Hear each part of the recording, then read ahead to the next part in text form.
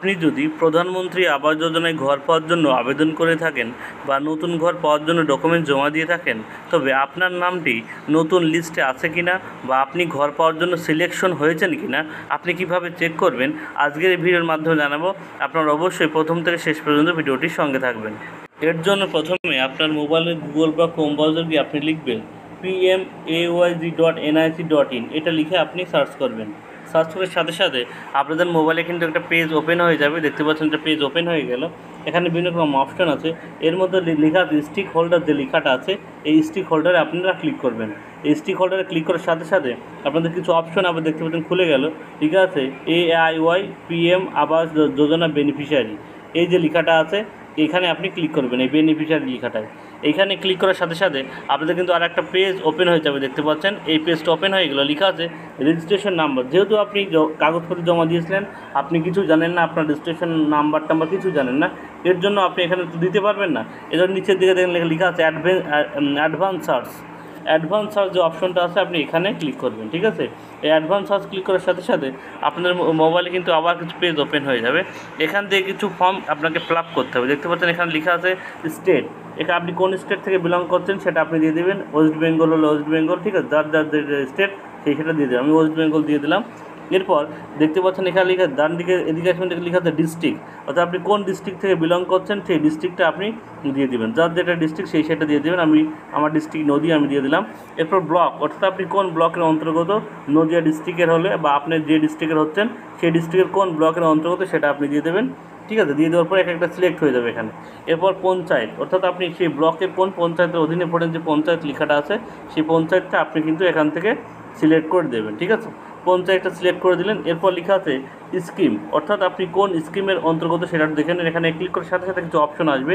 দেখতে পাচ্ছেন প্রধানমন্ত্রী আবাস যোজনা গ্রামীণ, এটা যদি হয় তাহলে আপনি এটা ক্লিক করবেন। বা এখানে লেখা আছে দেখতে পাচ্ছেন, এখানে কিন্তু বিভিন্ন রকম দেওয়া আছে। দেখতে পাচ্ছেন এই যার মধ্যে যেটা করবেন সেটা, যেহেতু আমরা সবাই প্রধানমন্ত্রী আবাস যোজনায় ফর্ম ফিল আপ করি, সেটার জন্য এটা করবেন। এখানে বলছে আমি এটা সিলেক্ট করে দিলাম, যার যেটা হবে সেটা করে দেবেন। এরপর বলছে ফিনান্সিয়াল ইয়ার, ঠিক আছে, ফাইন্যান্সিয়াল ইয়ার দেখতে পাচ্ছেন আমি একদম লেটেস্ট আপডেট 2024-25 যেহেতু একদম লাস্ট, আমি 2024-25 করে দিলাম। এরপর দেখতে পারবেন এখানে সার্চ নেম, অর্থাৎ যার নামে আপনি ফর্ম জমা দিয়েছিলেন তার নামটা এখানে লিখে দেবেন। তার বিপিএল নাম্বারটা থাকলে সেই বিপিএল নাম্বারটা লিখে দেবেন। এরপর বলছে অ্যাকাউন্ট নাম্বার, অর্থাৎ তার ব্যাংকের অ্যাকাউন্ট নাম্বারটা কিন্তু আপনি এখানে লিখে দেবেন। ঠিক আছে, লিখে দেওয়ার পরে এখানে সার্চ বাই, এখানে যদি আপনার জানা থাকে তাহলে তা দেবেন। তার যদি বল সার্চ বাই ফাদার বা হাজব্যান্ড নেম, তার বাবা, অর্থাৎ ছেলে মানুষ হলে তার বাবার নাম, মেয়ে মানুষ হলে তার হাজব্যান্ডের নাম লিখে এখানে যে সার্চ বাটন আছে আপনি সেই সার্চ বাটনে ক্লিক করার সাথে সাথে আপনাদের নতুন লিস্ট কিন্তু আপনাদের সামনে চলে আসবে এবং সেখান থেকে কিন্তু আপনি আপনার রেজিস্ট্রেশন নাম্বারটা কিন্তু আপনি পেয়ে যাবেন। রেজিস্ট্রেশন নাম্বারটা পাওয়ার পর আপনি আবার কিন্তু প্রথমে চলে আসবেন। এরপর যে স্টিক হোল্ডার আছে দেখতে পাচ্ছেন, স্টিক হোল্ডারে আপনি আবার ক্লিক করবেন। এরপর আবার PMAYZ বেনিফিশিয়ারি যে লেখাটা আছে এখানে আপনি আবার ক্লিক করবেন। ঠিক আছে, এখানে ক্লিক করার সাথে সাথে আপনি যেহেতু রেজিস্ট্রেশন নাম্বারটা পেয়ে গেছেন সেই লিস্টে, সেই রেজিস্ট্রেশন নাম্বারটা আপনি এখানে বসিয়ে দেবেন। ঠিক আছে, সেই রেজিস্ট্রেশন নাম্বারটা দেখে বসিয়ে দেওয়ার পরে এখানে সাবমিট বাটন আছে, সাবমিট বাটনে আপনি ক্লিক করবেন। সাবমিট বাটনে ক্লিক করার সাথে সাথে এখানে আপনি যে সময়টা আপনি দেখছেন সেই সময়টা এখানে দেখাবে। আপনার স্টেট, আপনার ডিস্ট্রিক্ট সব কিছু এখানে দেখাবে, দেখতে পাচ্ছেন। ঠিক আছে, এগুলো কিন্তু আপনার দেখাবে। আপনার ভিলেজ, আপনার পঞ্চায়েত, এগুলো কিন্তু আপনার দেখাবে। ঠিক আছে, আপনার ব্লক দেখাবে। এরপর দেখতে পাচ্ছেন আপনার কিন্তু এখানে আপনার যে নাম সব কিছু কিন্তু দেখেন, আপনার ক্যাটাগরি, ঠিক আছে, আপনার জেন্ডার, আপনার বয়স, ঠিক আছে, বাদ বাকি মেমো নাম্বার, রেজিস্ট্রেশন নাম্বার সব কিছু আপনি দেখতে পারবেন।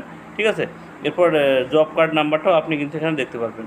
আপনার ব্যাংকের অ্যাকাউন্ট নাম্বারটা দেখতে পারবেন। আপনার ব্যাংক অ্যাকাউন্টের ডিটেলস দিয়েছিলেন, যে ব্যাংক অ্যাকাউন্টের ডিটেলস কিন্তু এখানে শো করবে। ঠিক আছে, আসলে আপনার ছবি শো করবে এখানে এবং আপনার নামে কত টাকা স্যাংশন হয়েছে সেটাও কিন্তু এখানে দেখাবে। ঠিক আছে, এভাবে কিন্তু আপনার আবাস যোজনা আপনার নাম নথিভুক্ত আছে কিনা আপনি দেখে নিতে পারবেন। ঠিক আছে, 2024-25 সালের লিস্টে আপনার নাম আছে কিনা এবং আপনার নাম লিস্ট থাকলে আপনার নামে কত টাকা স্যাংশন হয়েছে এবং আপনার যাবতীয় ডিটেলস কিন্তু আপনি দেখতে পারবেন এবং যখন থেকে আপনার টাকা দেওয়া শুরু হবে তখন থেকে কিন্তু আপনি টাকাটা পেয়ে যাবেন।